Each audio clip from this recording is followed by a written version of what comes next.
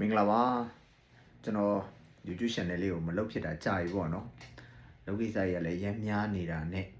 လုံးဝကိုအရှင်မပေးနိုင်ပဲဖြစ်သွားတာပေါ့နော်အဲဒီတို့ကြောင့်တောင်းပန်ပါတယ်ကျွန်တော်ဒီရက်ရှိတော့ဒီကျွန်တော်တယောက်ထဲမဟုတ်ပေါ့နော်ကျွန်တော်တို့ဇနီးမောင်နှံပေါ့ဇနီးမောင်နှံကျွန်တော် YouTube channel လေးကလည်းဘာသာရေးနဲ့ဆိုင်တဲ့ YouTube channel လေးဖြစ်တဲ့အတွက်ရှေ့လျှောက်ပါဇနီးမောင်နှံ2ယောက်ဟာဘာသာရေးနဲ့ပတ်သက်ပြီးတော့ဘေးပေါ့နော်အဓိကကတော့ဒီဘုဒ္ဓရပွဲလေးတွေတံဝေကရပွဲလေးတွေကိုကျွန်တော်တို့ဇနီးမောင်နှံနေအောင်ရှေ့လျှောက်လှုပ်ဆောင်ဖို့စီမံဆွဲထားပါတယ်။ဘာကြောင့်လဲဆိုတော့စက်တိုက်လှုပ်ဆောင်ခြင်းပေမဲ့မအားလက်ဘူးပေါ့နော်။ကိုဘော်ကိုမဖန်တီးနိုင်ကိုဘော်ကိုမပိုင်နိုင်တဲ့အနေအထားမျိုးလေးတွေဖြစ်နေသေးတဲ့အနေအထားကနေပြီးတော့များမကြာခင်မှာပေါ့ကိုဘွားကနေပြီးတော့ကိုဘွားကိုဖန်တီးနိုင်ကိုဘွားကိုယုံထွက်နိုင်ဖို့အတွက်အစီအစဉ်လေးတွေဆွဲထားတယ်ဆောင်ရွက်တော့မယ်ပေါ့နော်ကိုဘွားကိုစီမံနိုင်ဖို့အတွက်ပေါ့အဲကြတော့ချိတ်ချောင်းကျွန်တော်တို့ရဲ့နေ့စဉ်လေးပုံမှန်ပေါ့နော်နေ့စဉ်ပုံမှန်တင်ဆက်ထားလေးတွေကိုအားပေးနားဆင်ပြီးတော့ကြည့်ရှုပေးကြပါအောင်လို့ဒါအရင်ဥစွာပေါ့နော်ပထမဒါမေတ္တာခြေထားပြောဆိုခြင်းပါတယ်ပေါ့နော်ဒီကနေ့ကတော့ကျွန်တော်ဒီဘာသာရေးတွေကနေပြီးတော့ပေါ့နော်အဓိကတော့story လေးတစ်ခုပေါ့အဓိကတော့ကိုရီးယားကျွန်တော်တို့အသက်30ပြည့်ပြီးသွားပြီပေါ့နော်အသက်30ပြည့်ပြီးသွားပြီဆိုတော့လူတွေဟာလူဘဝတက်တန်းလေးကအခုဆိုရင်85နှစ်တက်တန်းလေးပေါ့နော်85နှစ်တက်တန်းလေးမှာအခုရှင်ဒီကျွန်တော်တို့ဟာဒီပေါ့ပါလဲဆိုရင်သူများရဲ့လုပ်ငန်းတွေမှာကျွန်တော်တို့လုပ်နေရတဲ့အနေအထားပဲရှိသေးတယ်ပေါ့နော်အဲကြောင့်သူများရဲ့လုပ်ငန်းတွေကနေပြီးကျွန်တော်တို့လုပ်နေရတဲ့အနေအထားကနေပြီးတော့ရုံးထွက်ဖို့ကျွန်တော်တို့ကြိုးစားရမယ်ပေါ့ဒီလိုမျိုးရုံးထွက်ဖို့ကြိုးစားမယ်ဆိုပြီးတော့အသက်20ကျော်24 25ပရိယာမှဒီစိတ်ကူးရှိခဲ့တာတနေ့ကျရင်တော့ငါကိုယ့်ခြေထောက်ကိုရက်တည်ပြီးတော့အဓိကတော့ကိုယ့်ခြေထောက်ကိုကတော့ခုလေးရက်တည်သေးပါပဲပြောချင်တာကိုယ့်ဘဝကိုပိုင်တဲ့ကိုယ့်ဘဝကို control လုပ်နိုင်မဲ့ဘယ်သူမှကိုယ့်ကိုလာခိုင်းတာသူများခိုင်းတာကိုလောက်ရတဲ့ဘဝမျိုးကနေပဲလွတ်အောင်ငါကြိုးစားမယ်ဆိုပြီးတော့အချိန်ခါလောက်ခဲ့ဘူးလေစဉ်းစားခဲ့ဘူးလေပေါ့နော်သို့တော်ညာလဲပြောချင်တာကတော့မိသားစုအရေးနော်အဓိကတော့မိသားစုအရေးပေါ့ကိုယ်အမိတဟဲပြုပြီးတော့ဒါအမိတဟဲပြုနေတဲ့ဒါမိတွေအဖတွေဒါဆွေညီကိုမောင်နှမတွေရှိလေတော့ကိုဟာအတိတယောက်အနေနဲ့စူးစမ်းပေးအောင်မယ်ဒီလိုမျိုးစူးစမ်းပေးမှသာလေကိုယ့်ရဲ့မိတွေဘာတွေလဲမပူမပေမကြောက်မကြနဲ့ပစ္စည်းဥစ္စာတွေကျေးဇူးဆက်ရရောက်မယ်ကိုယ့်ဘောကိုဒါရုံးထွက်သွားလိုက်မယ်ဆိုရင်တော့မိဘတို့အရင်ကြီးဒါခက်ခဲသွားမှာစိုးတဲ့အတွက်ကြောင့်မလို့အချိန်အခါကစဉ်းစားပြီးတော့မဖြစ်နိုင်သေးပါဘူးဆိုပြီးတော့လုပ်ခဲ့တယ်ပေါ့စူးစမ်းခဲ့တယ်ပေါ့စူးစမ်းခဲ့တဲ့အလျောက်အတိုင်းလဲရခဲ့ပါတယ်သို့တော့အခုအချိန်တွေကမှာတော့ကဲတော်ပြီဒီလောက်အနေထားတော့ငါလုပ်ပေးနိုင်ပြီမိဘတွေလည်းမပူမပေမကြောက်မကြဒါမတောက်မတအနေထားနဲ့နေနိုင်သွားပြီဆိုတော့ငယ်စဉ်ပတဲကမှကိုဟာဒီနေစဉ်ပတဲမှာပေါ့နော်ကျွန်တော်ဆိုလို့ရှိရင်ငယ်စဉ်ပတဲကမှမိဘတွေရမ်းငဲ့ခဲ့တဲ့အတွက်ကြောင့်မလို့ဒါငဲ့ခဲ့တဲ့အလျောက်ဘာပဲလို့တခုလုပ်မယ်ဆိုရင်မိဘတွေအတွက်စဉ်းစားတယ်ဟုတ်ပါငါတခုလုပ်လိုက်မယ်ဆိုရင်မိဘတွေခက်ခဲသွားမှာလားခက်ခဲသွားမှာလားဆင်ရောပြေပါမှာလားပင်မနေချမှာလားဆိုတော့ဒီလိုမျိုးတွေစဉ်းစားပြီးတော့ကိုဝါသနာပါရအောင်လုံးဝလုံနိုင်ခဲ့ကိုလှုပ်ရှင်တာကိုလှုပ်ခွင့်မရခဲ့ဘူးလှုပ်ရှင်ညားတော်လဲပဲခုနလိုမျိုးအကြောင်းမျိုးတွေငဲ့ပြီးတော့ကျွန်တော်တို့မလုပ်ခဲ့လိုက်ရဘူးအဲ့ဒီအတွက်ကြောင့် အခုသက်30ဖြစ်သွားပြီပေါ့နော်သက်30ပြည့်ပြီးသွားပြီ31နှစ်တည်းကိုရောက်လာပြီဆိုတဲ့အချိန်ခါကျမှကဲတော်ပြီကိုမိဘတွေလည်းလှုပ်ပေးတင်တာတွေလည်းလှုပ်ပေးပြီးသွားပြီနော်မိဘတွေကိုလည်းလှုပ်ပေးတင်တာတွေလှုပ်ပေးပြီးသွားပြီပစ္စည်းဥဆိုင်တယ်လည်းကျေးဇူးဆက်ပြီးသွားပြီပေါ့နော်ကျေးဇူးနဲ့ကျေးဇူးဆက်နေတယ်ပေါ့ပြောချင်တာကတော့ဗျာသူများတွေလို့အများကြီးမဟုတ်တော့မှကိုအစွမ်းနိုင်ဆုံးကြိုးစားပြီးတော့ဒါမိဘတွေကိုကိုကျေးဇူးဆက်တယ်နောက်ဘာဝနာတွေပွားနိုင်ဖို့သီလတွေစောင့်တည်နိုင်ဖို့စသည်အဖြစ်ပေါ့နော်ဒါနတွေပြုနိုင်ဖို့သီလတွေစောင့်တည်နိုင်ဖို့ဘာဝနာတွေဒါပွားများနိုင်ဖို့အတွက်လည်းပဲဒါ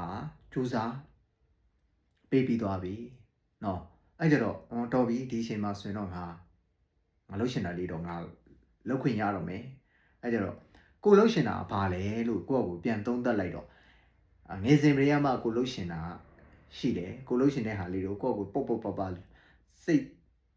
ပုတ်ပပလွတ်လပ်လေးနေပေါ့နော်အဲ့လိုမျိုးလေးလှုပ်ရှင်တာလေးရှိတယ်လုံမယ်ဆိုပြီးတော့အခုတော့သူများမကြခင်ပါပေါ့နော်အခုတော့မဟုတ်သေးမကြခင်လေးမှာတိတ်မကြတော့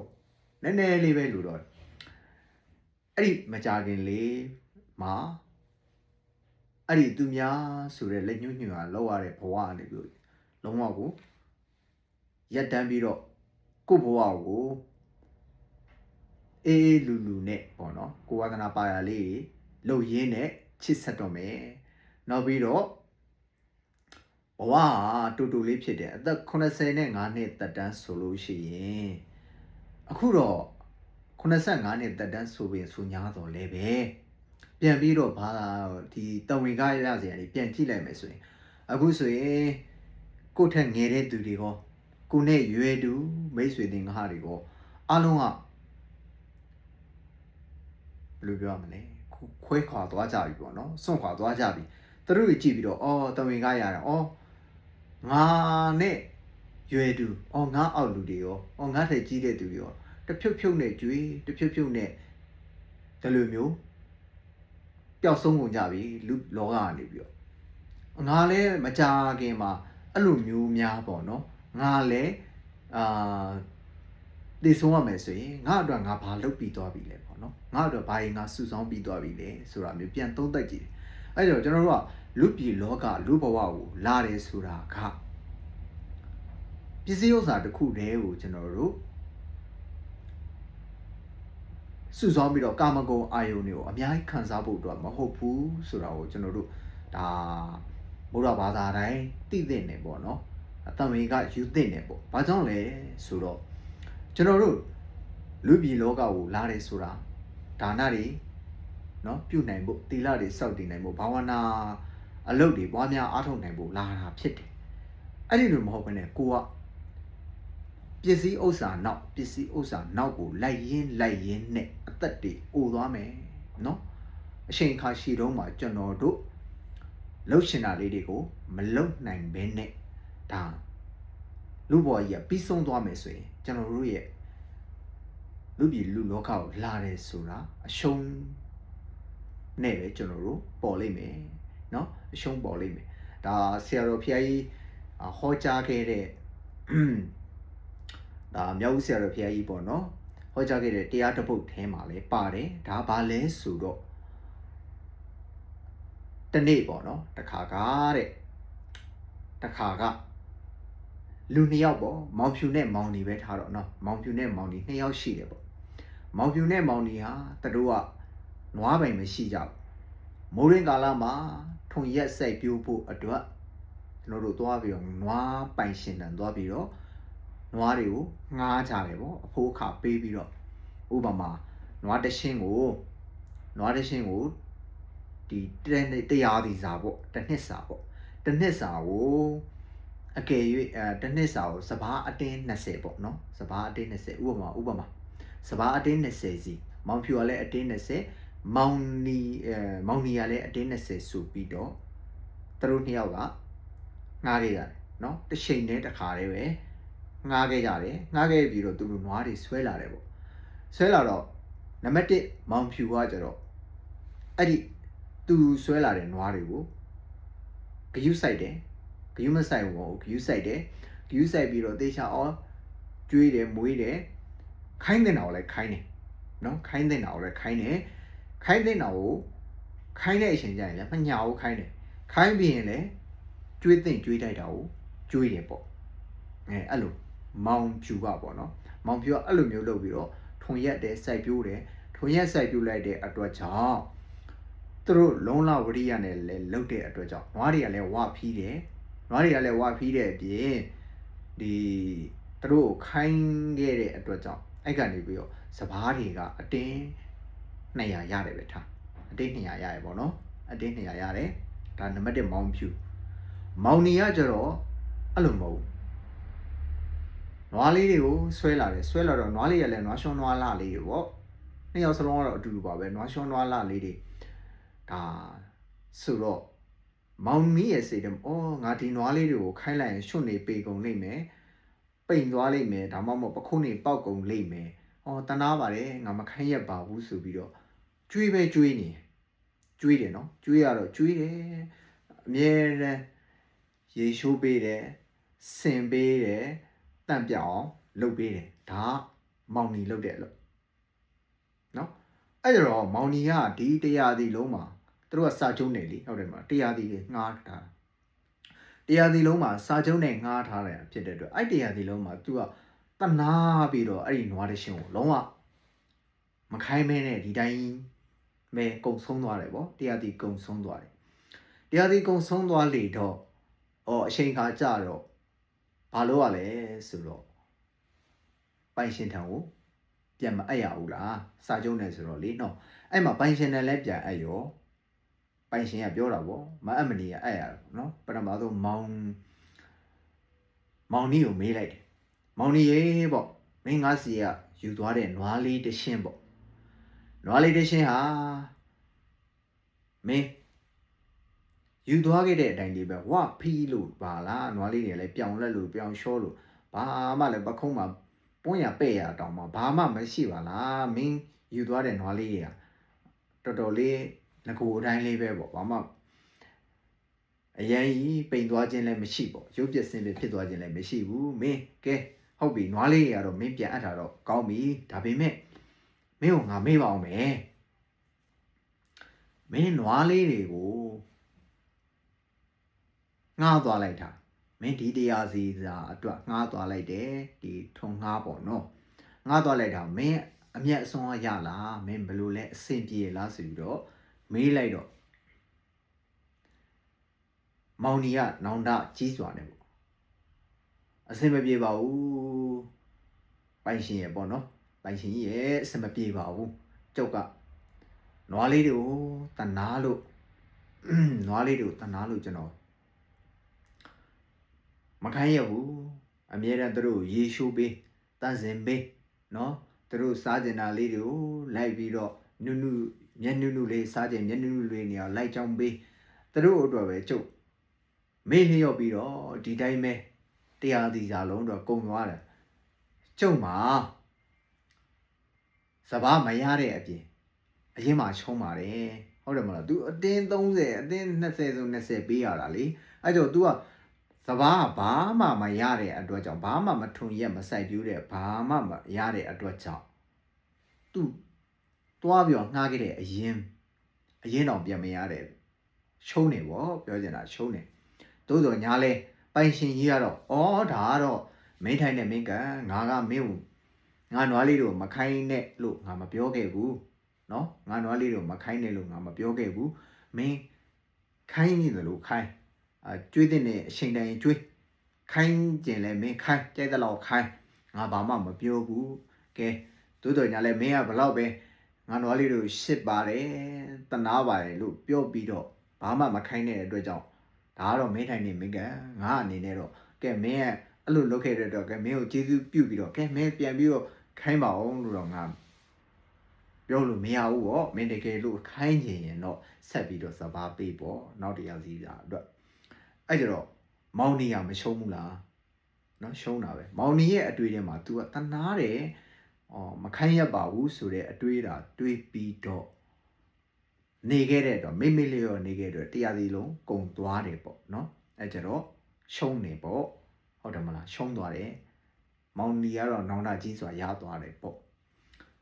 မောင်ပြူအလှည့်ကြတော့မေးလိုက်တယ်ကဲမောင်ပြူရေမင်းရောဘယ်နဲ့လဲနွားလေးကတော့ဒီတိုင်းပဲ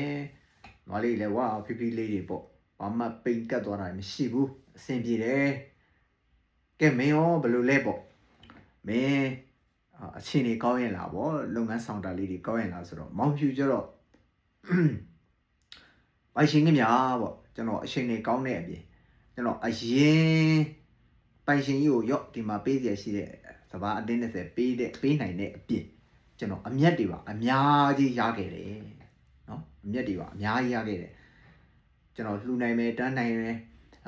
ကောင်းကောင်းမွန်စားနိုင်တယ်ဝင့်နိုင်တယ်စသဖြင့်ပေါ့ရတဲ့အမျက်တွေနဲ့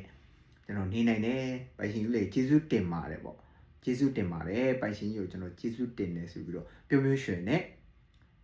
အပ်ခဲ့တယ်ဒီနေရာကိုကြည်ချင်းအားဖြင့်သူကဘာကိုပြောချင်တာလဲဆိုတဲ့အဓိပ္ပာယ်ကလူဘဝကိုရောက်လာကြတာအားလုံးကကိုလုံးဒီလေးတွေနဲ့ရောက်လာကြတယ်နော်ကိုလုံးဒီလေးတွေနဲ့ရောက်လာကြပြီးတော့ကဲလူဘဝကနေပြီးတော့ပြန်ပြီးတော့အချိန်တန်လို့ပေါ့နော်အခုထားပါတော့ကျွန်တော်တို့85ဆိုရင်85နှစ်ပေါ့နော်85နှစ်ဆို85နှစ်မှာပြန်ပြီးတော့တင်မင်းစီကိုအမယ်အချိန်ခါရောက်တော့ကျွန်တော်တို့ကအချိန်ခါရှိတုံးမှာမမေ့မလျော့မပေါ့စသောတတိတရားနဲ့ဒါနသီလဘာဝနာဆိုတဲ့အမှုတွေကိုကျွန်တော်တို့မပြုတ်ခဲ့ဘူးဆိုရင်ခုနကပြောခဲ့တဲ့မောင်နိလို့တိမ်မင်းနဲ့လည်းတကယ်စစ်ခင်းရတဲ့အရှင်လဲရောက်ရောနောင်တာကြီးစွာနဲ့ဟောငါမှာတော့ငါခန္ဓာကြီးကိုငါချစ်လွန်းလို့ငါခန္ဓာကြီးကိုငါချစ်လွန်းလို့နေတိုင်းငါအလှတွေပြင်ပေးတယ်ရေရှိုးပေးတယ်တန့်စင်ပေးတယ်အဝတ်ကောင်းကောင်းလေးတွေဝတ်ပေးတယ်ရောအစားကောင်းကောင်းလေးတွေကျွေးတယ်အစင်တန်စားရေးဆိုလက်တန်မိုးကြီးလေးတွေကိုငါဆင်ပြီးတော့လှုပ်ပေးခဲ့တယ်ငါကတော့တနာလွန်းလို့ချစ်လွန်းလို့အဲ့လိုငါလှုပ်ခဲ့တယ်ဒါပေမဲ့အချိန်ကရောက်လာတော့တင်မင်းနဲ့တင်မင်းထံကိုငါခန္ဓာကြီးပြန်အပ်ရပြီခန္ဓာကြီးပြန်ခဲ့အပ်ရတော့ငါမှာဘာမှလည်းတီးလောက်ဒါနလည်းမပါတီးလာလည်းမပါဘာဝနာလည်းမပါအမလေးငါလွတ်ပြူလာရတာငါလူဖြစ်ရှုံးတာပဲဆိုပြီးတော့နောင်နာကြီးစွာနဲ့တင်မင်းထံမှာသက်ဆင်းရတယ်နော်ဘဝကူလည်းကောင်းမှာမဟုတ်ဘူးပေါ့ပြောချင်တာတော့ဘဝကူလည်းမကောင်းဘူးတန်တရားကလဲအောင်မယ်ဆိုရင်လည်းပဲတခြားနေရာမှာပင်ပင်ပန်းပန်းဆင်ဆင်ရဲရဲနဲ့လဲအောင်မယ်မောင်နေလိုမျိုးမောင်ဖြူလိုမျိုးပေါ့နော်ခုနမောင်နေမောင်ဖြူလိုမျိုးမမေ့မလျော့ပဲနဲ့အချိန်တည်းရင်ငါဒီခန္ဓာကြီးဟာတင်မင်းဆိုတဲ့ပိုင်ရှင်တံကိုပြန်အပ်ရမှာပဲတင်မင်းဆိုတဲ့ပိုင်ရှင်တံကိုပြန်အပ်ရတဲ့အခါမှာငါယူခဲ့တဲ့အမျက်ငါငှားခဲ့တဲ့ဒီခန္ဓာကိုယ်ကြီးကိုငှားခဲ့တဲ့အမျက်အရင်ပေါ့နော်အရင်ကိုငါကြေအောင်လုပ်နိုင်တဲ့ပြီအမျက်တွေပါငါအများကြီးယူသွားမယ်ဆိုပြီးတော့ဒါနတွေအများကြီးပြုမယ်သီလတွေအများကြီးဆောက်တည်မယ်ဘာဝနာအမှုတွေအများကြီးပြုမယ်ဆိုလို့ရှိရင်တေလုံးတဲ့အခါမှာတေမင်းထံပြန်အပ်တဲ့အခါမှာခုနလိုပဲပြုံးပြုံးရွှင်ရွှင်နဲ့ရော့ကဲတေမင်းတင့်ခန္ဓာကိုယ်ရော့ပြန်အပ်လိုက်ပြီတင့်ခန္ဓာကိုယ်ကိုကျွန်တော်သုံးခဲ့တဲ့အချိန်မှာလည်းကောင်းကောင်းမွန်သုံးခဲ့တယ်လှလှပပကျွန်တော်သုံးခဲ့တယ်နော်လှလှပပကျွန်တော်သုံးခဲ့တယ်တင့်လျောက်ပေါအောင်ကျွန်တော်ဆင်ပေးခဲ့တယ်အစာကောင်းတောက်ဖွယ်လည်းပဲကျွေးခဲ့တယ်ကျွေးတင်တဲ့လောက်ကျွန်တော်ကျွေးခဲ့တယ်သိစီကငှားခဲ့တဲ့ဒီခန္ဓာကိုယ်ကြီးကိုကျွန်တော်အသုံးချပြီးတော့လဲကျွန်တော်ဒါနတွေဒီလတွေဘာဝနာလို့ခေါ်တဲ့ဒီကုသိုလ်တရားတွေကိုကျွန်တော်အများကြီးအမြတ်အများကြီးအောင်ယူသွားခဲ့ပြီအဲ့ကြတော့တင့်ခန္ဓာကိုယ်ကြီးကိုကျွန်တော်နော်ပြုံးပြုံးရွှင်ရွှင်နဲ့ကြည်ကြည်နဲ့ကျွန်တော်ပြန်အပ်ပါတယ်ကျေးဇူးလဲတင်ပါတယ်ဆိုပြီးတော့တင်မင်းတို့တော့ကျေးဇူးတင်အောင်ပါပေါ့နော်အဲ့ပြီးတော့ဘဝကူးတဲ့အခါမှာလည်းပဲကောင်းရာသူကတိဘဝကိုဒါရောက်ရှိနိုင်မယ်ဆိုတာမလွဲဧကံပဲပေါ့အဲ့ကြတော့ကျွန်တော်တို့တခါဒါနေ့စဉ်နေ့တိုင်းပေါ့နော်နေ့စဉ်နေ့တိုင်းကျွန်တော်တို့သုံးသက်တဲ့ကိုသုံးသက်တဲ့ မိမိကိုယ်ကိုသုံးသက်တဲ့တယ်ဘာလဲဆိုတော့အော်နောက်တစ်ချိန်မှာငါတို့ဟာဒီလိုမျိုးကြုံရမှာပါလားเนาะဒီလိုမျိုးငါတို့ခံစားရအောင်မှာပါလားငါတို့ဒီနေ့မုတ်ရှမသွေတေမင်းနဲ့တေမင်းထံကိုပြန်အဲ့ရမယ်ခန္ဓာကိုယ်ကြီးတည်ပါလားအဲ့ကြတော့ငါတို့ဟာမသေးခင်မှာငါတို့ဘာတွေလုပ်တင်လဲလူပြည်လောကလာတဲ့ဆိုတာเนาะတာရေးသမီးရေးစီးပွားရေးဒီအရေးတွေနဲ့ပဲငါတို့အရှင်ကုန်တင်တလားပေါ့เนาะငါတို့အရှင်ကုန်တင်တလားဒါမှမဟုတ်ပေါ့เนาะဒါမှမဟုတ်ဒီခန္ဓာကိုယ်ကြီးကိုအသုံးချပြီးတော့တန်တရားမပြတ်သေးခင်လေးပေါ့เนาะတန်တရားလေအောင်မယ်ဆိုရင်တော့မှတဆင့်တက်တဆင့်မြင့်တထက်မြင့်သွားအောင်ငါတို့ဘာတွေလုပ်တင်လဲဘယ်လိုမျိုးလုပ်ရမလဲဆိုတာမျိုးကိုနေ့စဉ်နေ့တိုင်းသုံးသပ်ပြီးတော့ဒါကိုနောက်ကိုပါမဲ့အမျက်ပါမဲ့အလုပ်တွေကိုများများပြုလုပ်သင့်ပါတယ်လို့ဒီလိုမျိုးကျွန်တော်အနေနဲ့လေတန်ဝေကဖြစ်ဖွယ်ပေါ့နော်ပြောလိုပါတယ်ကျွန်တော်ကိုယ်တိုင်လည်းပဲဒါနေ့စဉ်နေ့တိုင်းသုံးသပ်နေတယ်ငါဘာလုပ်ရမလဲငါဘာလုပ်တင်လဲငါဘာလုပ်မှရမှာလဲပေါ့နော်အဲ့လိုမျိုးတာရီသမီးစီပွားရေးတွေမလုပ်နဲ့လို့မပြောပါဘူးလုပ်ပါကျွန်တော်တို့လည်းလုပ်နေတာပါပဲပေါ့နော်ကျွန်တော်လည်းလုပ်နေတယ်ဒါပေမဲ့သူ့ကြည့်မဖြစ်သင့်ဘူးဆိုတာပြောချင်တာပေါ့နော်သူ့ကြည့်လုံးဝမဖြစ်သင့်ဘူးကျွန်တော်တို့လုပ်တဲ့အရာတွေကိုကျွန်တော်ချူးချူးဆဆလှုပ်ဆောင်ဖို့လိုအပ်တယ်ပေါ့နော်ဒါလေးတွေကိုတတိတံဝေကဖြစ်ပွင့်နေကျွန်တော်အနေနဲ့နှိုးဆော်တိုက်တွန်းချင်ပါတယ်ဟုတ်ကဲ့ပါဒီနေ့တော့ကတော့ဒါလိုလေးပါပဲနေ့စဉ်နေ့တိုင်းကျွန်တော်လည်းဒီလိုမျိုးအကျိုးရှိတာလေးတွေကိုကျွန်တော်တို့အပြန်အလှန်ပေါ့နော်အဓိကတော့အပြန်အလှန်ပေါ့အဓိကကျွန်တော်တယောက်တည်းပြောချင်တာမဟုတ်ဘူးပေါ့နော်ကျွန်တော်ရဲ့ဒီဘက်ကမိတ်ဆွေတွေအားလုံးနဲ့အပြန်အလှန်စကားလေးတွေကိုခုလိုမျိုးပေါ့ဆွေးနွေးတဲ့သဘောလေးပေါ့နော်ကျွန်တော်လိုမျိုးလေးကျွန်တော်တို့ပြောကြမယ်ဆိုကြမယ်ကျွန်တော်တို့အတွက်ကောင်းတာမွန်တာတွေကိုကျွန်တော်တို့လောက်ကြမယ်ဆိုတာလေးကိုပြောကြလိုပါတယ်နောက်နေ့တွေမှာလည်းကျွန်တော်တို့ဆက်ပြီးပြောကြတာပေါ့နော်ဆွေးနွေးကြမယ်ပြောကြတာပေါ့ကျွန်တော်သိတာလေးတွေမျှဝေမယ်ဒီဘက်ကဓမ္မမိတ်ဆွေတို့အနေနဲ့လည်းပဲဓမ္မမိတ်ဆွေတို့သိတာလေးတွေကျွန်တော်တို့အချင်းချင်းပြန်လည်ပြီးတော့မျှဝေပြီးတော့ဘဝကိုအကျိုးရှိစွာကျွန်တော်တို့ဖြတ်တန်းကြပါစို့လို့ပြောကြရင်လည်းနောက်ဗီဒီယိုလေးမှာကျွန်တော်တို့ပြန်ပြီးတော့ဆုံတွေ့ကြပါစို့